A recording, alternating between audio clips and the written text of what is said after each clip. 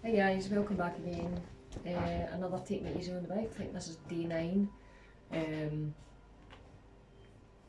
out in the hall as you can see because my partner got up, he went to the gym and like early and I got up really late today. So thankfully my wee boy's still sleeping and I can just kind of get cracking on with this and get my video on ASAP. So I'm just going to start my timer now. 3, 2, 1. I've not put the intensity on. Yes, there we go. Nice and easy for the first 10 minutes and then... nice and easy for the first 10 minutes. My butt is really sore. This is day 4 on the bike this week. I'm only planning on doing 4 weeks. 4 weeks? No. I plan on doing the rest of my life, but I plan on doing the next kind of 4 days a week. Just to kind of give myself a wee bit of rest on the 5th day. If I do end up doing anything on the 5th day, I would let you know about it, but for the now 4 days will be quite enough. Just to kind of get used to this bike because my butt is killing me. Isn't it my butt bones? It's so hard, it's so... I don't even know. Maybe I've just got delicate bones and I've got the bike seat and another 2 seat covers over it, so I do not actually know what the issue is with this bike, but it is absolutely, it's a wide seated bike. And you'd think that would be comfier than a narrow, like kind of cycling bike for outside, but I do not have a clue. But it is really sore in between my legs cycling. So I'm just got to put my earphone in and earbud even and just get cracking on it. Cheers for watching.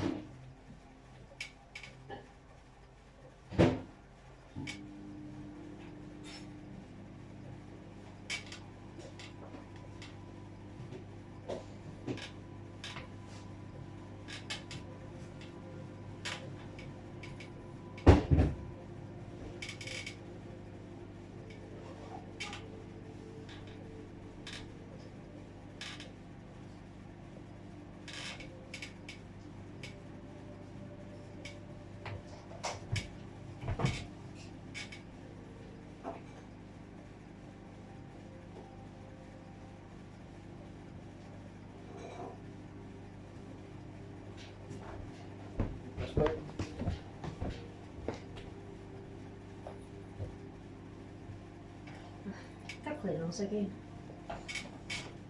My neck's still been getting itchy on this weird, isn't it? What? My neck's still been getting itchy. Your neck? Like, my neck. Weird, no.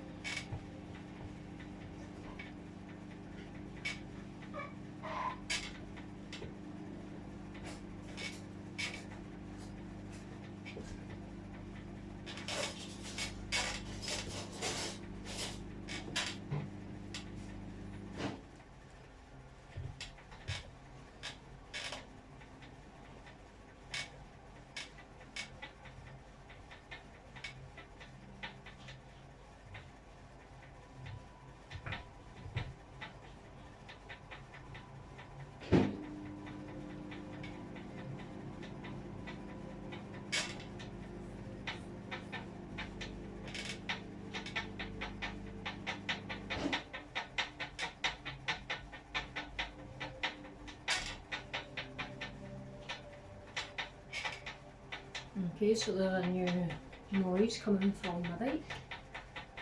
WD-40 water. And I'm just waiting because this is an 18 kilogram flywheel on the front. I'm just waiting and it's spinning off and smashing into a wall. I don't know.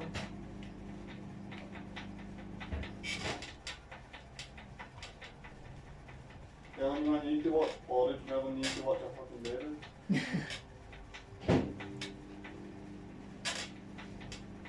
I don't, I just put my porridge in for like 2 minutes and that's it. 2 minutes? Yeah, Yeah. that would mean about 3.5 minutes.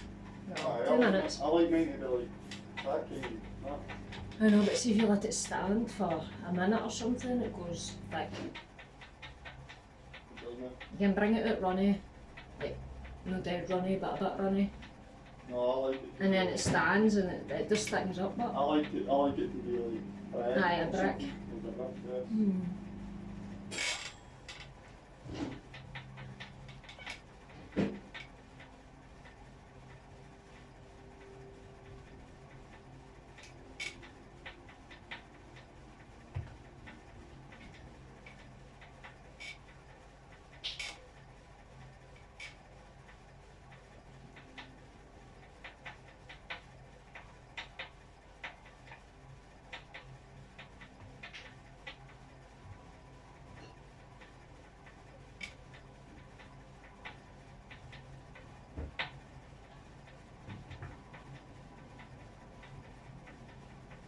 Been good for sticking with it, but What? it's been good for sticking with it.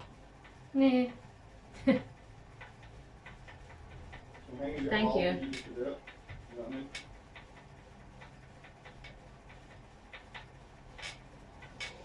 That's how sometimes on a Friday you're like a fucking crazy outfit. Right, what? No. I've got earphones on.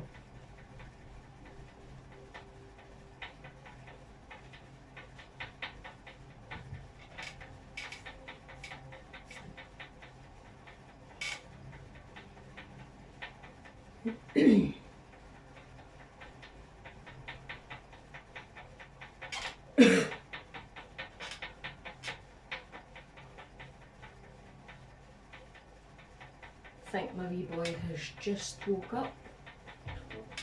Yep.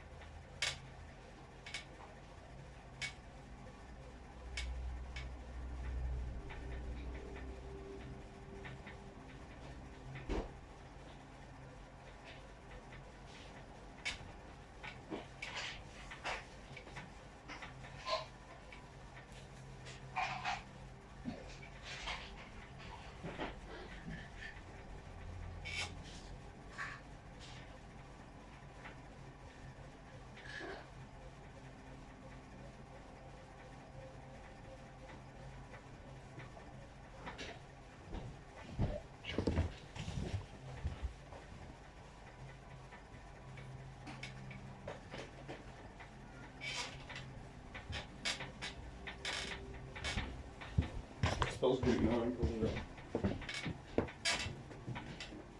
What? Smells tight now, anything I can get. Aye, cheers.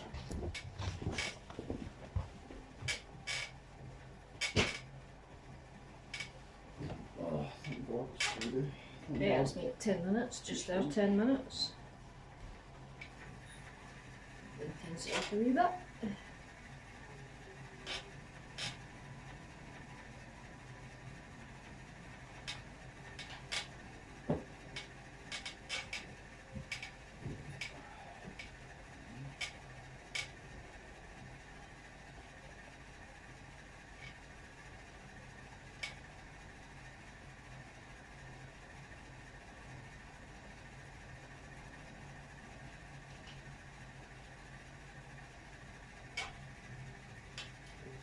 boyfriend.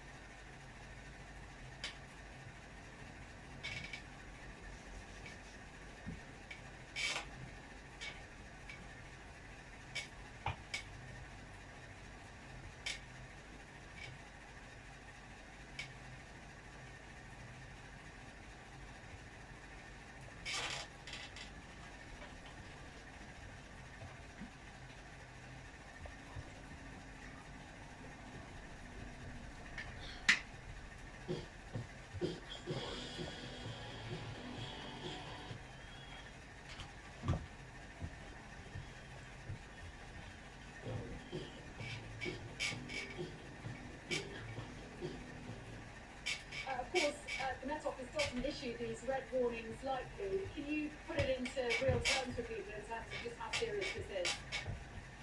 Thanks very much. Yes, good morning to you. Yeah, these are rare. We've changed the warning system to be more impact-based in 2011. We've already issued 15 or 16 of these red weather warnings, so they are rare, and it's very rare to have two out at the same time. This is the first time we've ever issued a red warning since we changed the system for London and the South East. So we only issue them when there is a threat to life from the weather. So we are particularly concerned from storm units today. There's two red weather warnings. The one in place already across the southwest. The wind's continuing to strengthen there in the next few hours. Parts of South Wales and southwest England, and then there's a second warning coming into play at 10 o'clock this morning until 3 o'clock this afternoon across London and the South East. And it's more the steady nature of the winds like it was the South East as well. It's unusual inland across southern England to see gusts of 60 to 70 miles an hour, and that's what we are expecting. And it's going to be a couple of hours, maybe 2, 3, 4 hours of these kind of gusts of wind that are likely to cause damage, particularly across the southeast corner. So yes, they are rare. It's a very serious issue. We have an amber warning covering most of England and Wales as well. And again, the message even in that amber warning is please consider whether you really need to travel today. Now, of course, that red warning for London and the South East was issued overnight, which comes in around an hour and a half. If I'm not mistaken, Just halfway. it's the first time a red weather warning has been issued. We've done off for you a lot.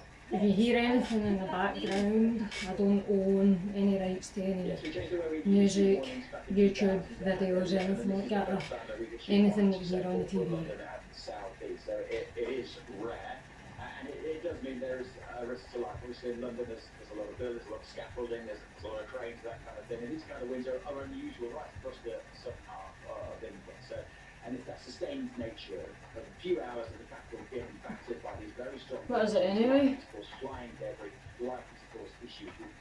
Given this. I was just looking at the storm warnings. Alright. It's like 2 red warnings have been issued today. Aye, it was meant to be really bad between 8 and 12 of the day, but I bet it was when I was watching it. It was, aye, but none of it's lay. no? None of it's lay. No. It's too wet. Aye, but it's like the Storm Eunice it's called. It's like totally crazy and like parts of the country that are close to the water. Aye, probably down south will get it worse. Aye.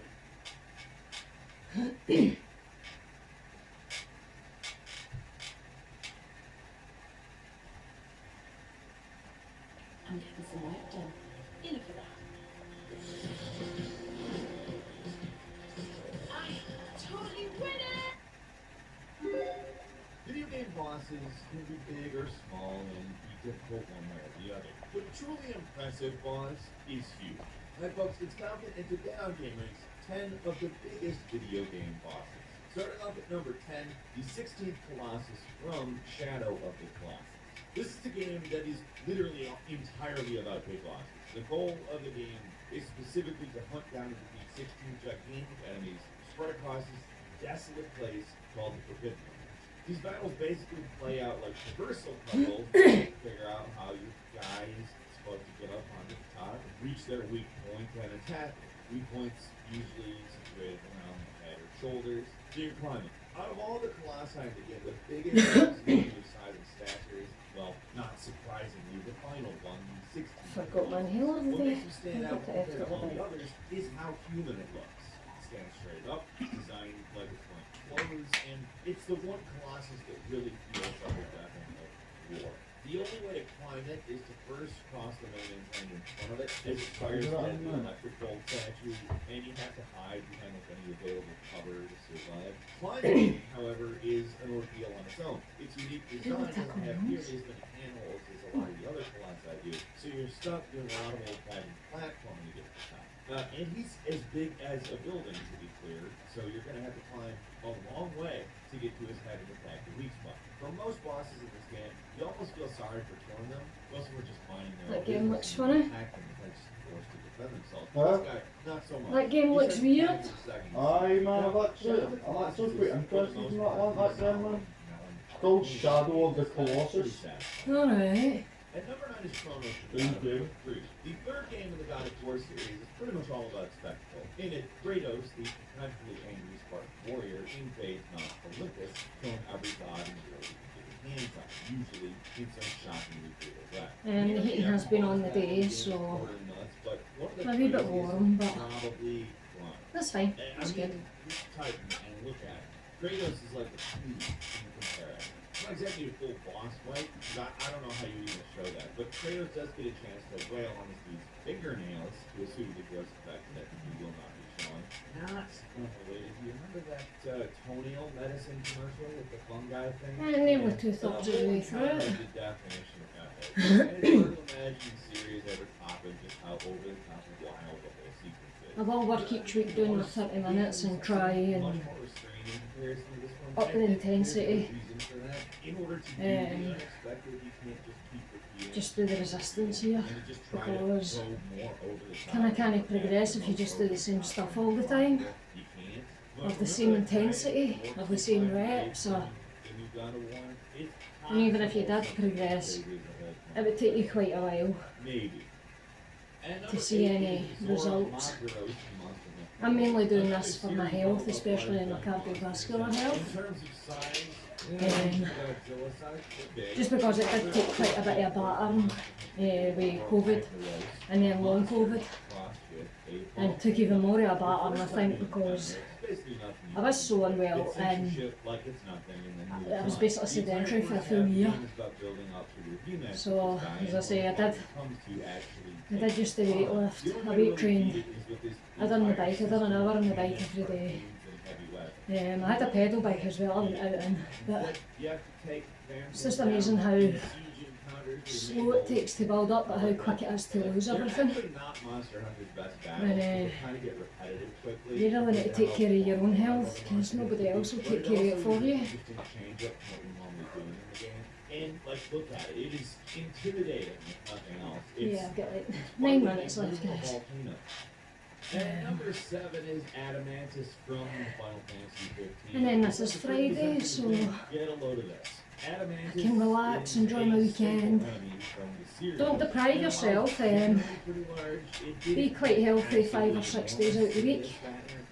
Even if it's 5, it's better than none. And then at the weekend have your treats. Kinda don't go overboard. My partner does that. He goes crazy at the weekends for takeaways and chocolate and things like that, It's but called refueling. supposedly it's refueling. I couldn't go as crazy as that. His metabolism is like way up there, and mine's especially now is like way down there kind of thing. So obviously he can burn a lot more off. There's a lot higher intensity workouts than myself, so yeah, there's nowhere near, I couldn't eat nowhere near as much as what he eats. I kind of like to have one takeaway a week. Mostly leave that to a Sunday before starting back to the grind on Monday.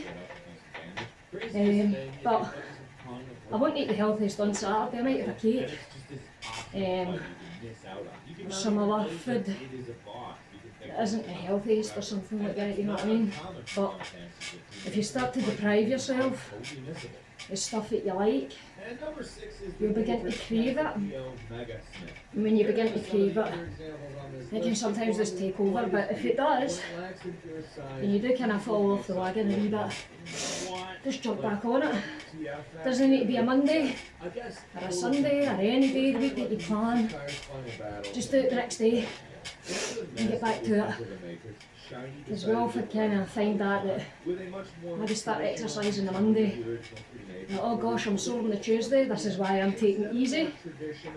Starting out on the bike, because you can always push yourself great in the first day back and you think you're full of energy, but the next day you end up saying, oh, my legs are extremely sore, I've pulled muscles, I've done this, I've done that. So any exercise, don't just dive on in head first. Gradually build it up. I always do a stretching routine after the bike as well, just to ensure my calves, hamstrings, quads. Then I do some upper body stretches as well. Because leaning forward on the bike, that's kind of a position that I've not been used to. And I found last week that kind of my shoulders, I was pulling my shoulders ever so slightly. Just to a different position of holding yourself. But they seem to be quite fine now. I'm stretching them out too. But yeah, I just do a wee couple of stretches after the bike and then that's me. But I'm definitely looking forward to the weekend. As I say, last weekend I was away for Valentine's weekend in Stirling, so I kind of had the Friday off that week and then the Monday off this week. But I think I might keep it, do the bike Monday to Thursday, starting for next week, and keep the Friday off so that I've got Friday, Saturday, Sunday together. But if I feel like doing it on the Friday, I'll do it. Nothing's kind of set in stone doing this at all. But yeah, just take it at your own pace, guys. Moving's moving. I'm slowly introducing healthier eating over the next, well, it'll be the next 2-3 weeks now. The first 4 weeks of doing exercise, I do kind of watch what I'm doing, because sometimes it feels like a bit of a flop if you do the bike, burn calories and things like that, and then go and eat something unhealthy after it. It seems like a waste of time being on the bike to begin with, but it's not. If you do that, just stick with it. Keep doing the bike. Nothing's a flop, moving's moving. Even if you don't have a bike, you can stand and do knees up. You can take it as slow or as fast as you like. I mean, boss fights. As I say, moving's moving. So it's kind of surprising the biggest one It's we've ever burning. had is actually in the game that started all. Got about 4 The minutes left to go now. experimental nature of the game's kind of on full display here, because while the Dragon God is visually amazing, the actual fight's not really a big deal. Not to be disrespectful, how huge this boss is, enormous, has the power to kill most players in a single punch. And the first time you encounter him, it's kind of hard to not just stand outside the boss room and terrified and baffled as to what you're supposed to do. Thankfully, Symmetric Rising Souls left a huge, perfectly good harpoon gun in the boss arena, and you use them to take this thing down. And even though getting to those is easier said than done, but really it just boils down to knowing which spots that the Dragon God's going to attack you from and staying in the right place to avoid it. Stand in the wrong spot, you're basically dead. Stand in the right spot, you can win. A lot of trial and error, and it feels kind of not menacing by the time you're done with it. The games don't really do puzzle bosses like this anymore, particularly for that reason. They're kind of an anticlimax, and they're frustrating too. But yeah, it's kind of a letdown when you see this big epic boss and you shoot it twice with harpoons and then punch it, and that's it. Not exactly the most dignified way to go out for something as impressive as the Dragon God, but it's still really intimidating and iconic, so we wanted to mention it. And number 3 from Wonderful 101, Jiringa. The best games know the power of a good finale, and some of them save the absolute best for last, allowing themselves to just go completely over the top in fun moments. And the Wonderful 101, Just under 3 which is minutes. already a ridiculous game, really goes to the next level for its final boss. If you can't even tell what's supposed to be happening here, then just follow along. What makes it unique is that you play as a swarm of superheroes called the Wonderful Ones, because the perspective and the gameplay, pretty much everything you fight is huge, because all your guys are small. So at the end of the game, you take on the Alien Emperor, who's apparently just a random jar, but that is far from the ending. Once you defeat that, your little guys take on its giant robot form, which is huge, and again, it's still just the start. After you beat it and escape from the mothership, that's when things go completely off the rails. The enormous Death Star-like space fortress of the bad guys transforms into the final What? form, and the heroes board the ultimate robot called the Platinum Robo Planet. So their We'll robot get 2 minutes. is gigantic on its own, and it's powered by the final form of the bad guy. Final form? I don't know. So your giant robot it looks as small as a human compared to this thing. The Wonderful 101 is great, and it's super challenging, and has one of the most over-the-top finales of any game ever. And number 2 is the Earth Beater from Earth Defense 4. Normally the Earth Defense games are more about numbers than size. Most of the enemies you fight are big, but we're mostly talking about stuff like giant ants, bugs, and like the occasional robot. Usually that's about as big as it can get, not counting the odd Godzilla-sized monster. But you want to talk about the absolute biggest enemy in an Earth Defense game, we're talking about EDF 4's Earth Beater. Basically, imagine if the sky was a boss, a mind-boggling construct of honeycomb-like cells that block out the sky and rain death upon the unsuspecting soldiers. You know what I mean? Like, look at this madness. How does this make any sense at all? Compared to the absolutely enormous mothership you normally take on these games, this thing seems endless. There's more intimidating bosses out there than EDF Universe, but nothing is uniquely gigantic as this one. It's basically a Dyson sphere that you have to fight, which is bizarre and kind of amazing. Which the series Hey itself guys, is a minute. kind of bizarre. And number 1, Minnesura's Well, in case I'll probably just select Now, that. we're going to eventually look at Minnesura's right? There's no other game out there that goes beyond the impossible. Like this one. It's a game that starts out with you fighting a monster the size of the continent, and it escalates from there. One of the first 2 bosses you take on grows to be as big as the entire planet, and that guy pales in comparison to the 2 final bosses of the game. Chandra Barton, being revealed to be the little god in the world of Sword Trap, isn't afraid to show off. When you first encounter him, he's basically human size, and when you come back from the rematch, they've gotten a little bit bigger. See those things in its hand? Those are entire galaxies. That's the scale we're talking about here. So when Asura goes to space to take stuff on, he also gets ridiculously huge, but you're still literally just a speck compared to this guy. He throws entire planets at you, he throws suns at you, and to call any or all of this insane is just a massive understatement. The actual final battle takes place against this guy in an abstract plane. So Yeah, there you have it.